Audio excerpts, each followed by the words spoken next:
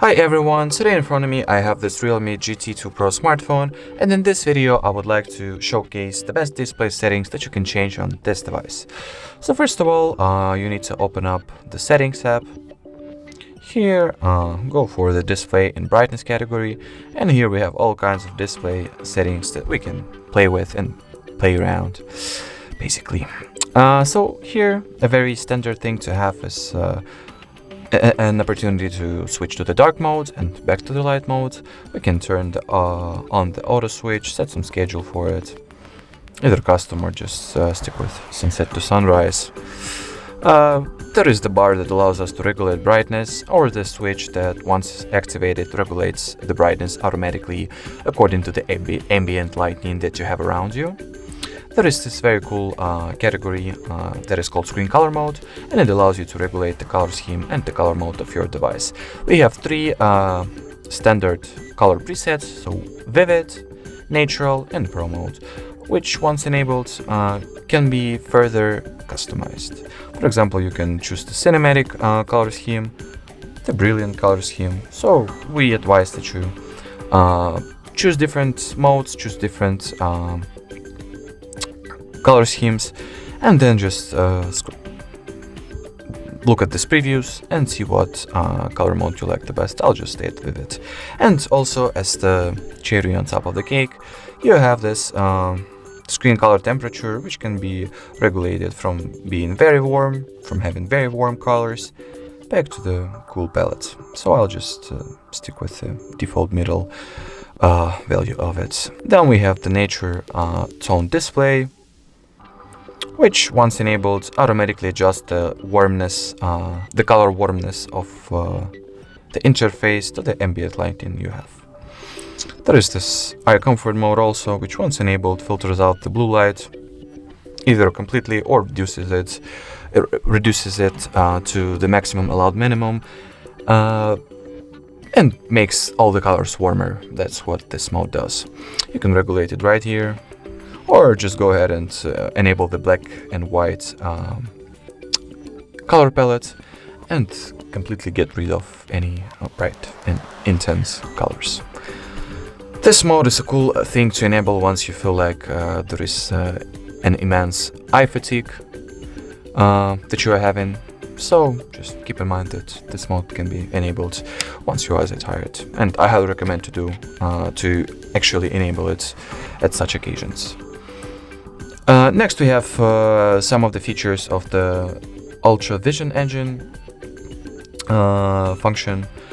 For example, image sharpener. So once enabled, it sharpens the image's quality, makes the details less grain, and just basically improves the quality of the details on the pictures that you might see. You can just basically look at the preview and see it yourself. Video color enhancer, that once enabled improves the colors and at the same time increase the battery usage as well, so you really gotta take this into account and accounting as well. And this option also has this little preview which allows you to obviously see what changes once you enable it. Video motion enhancement, that basically just makes the motions smoother, and as you can see below the preview, it explains the logic of its work.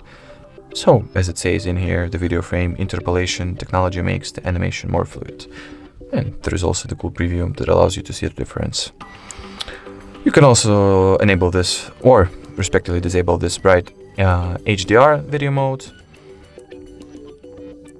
And then we have a lot of standard display settings, like auto rotate setting, that allows your display and layout of your interface to change alongside the phone rotations.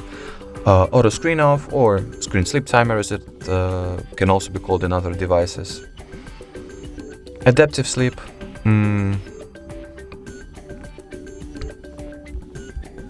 which requires some camera permissions in order to turn it on. You can also change the screen resolution, either set it at Full HD Plus or set it to QHD Plus.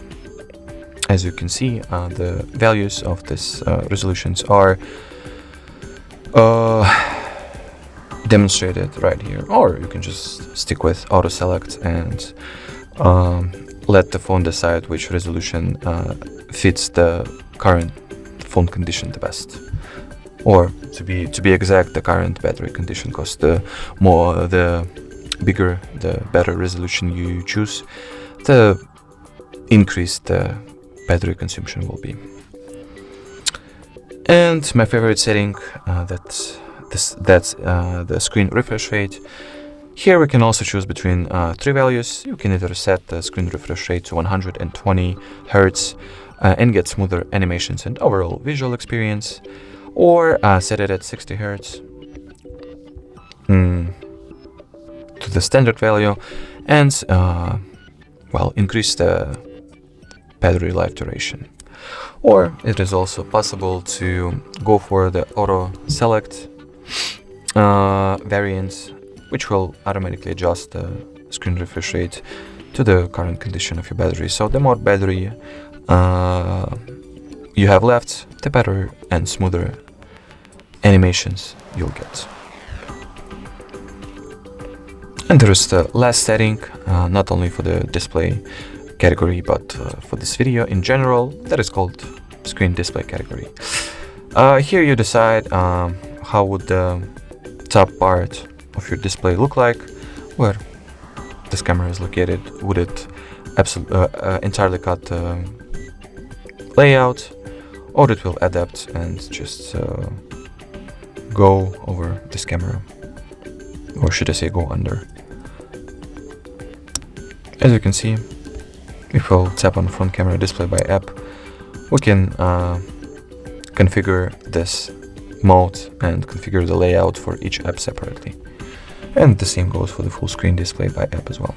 But since there are no apps in the list, that means that all the apps that we have installed on our smartphone, they support the full screen mode by default. So that was it for this video, guys. Thank you so much for watching. If you found this video helpful, don't forget to leave a like, comment and subscribe. Bye bye.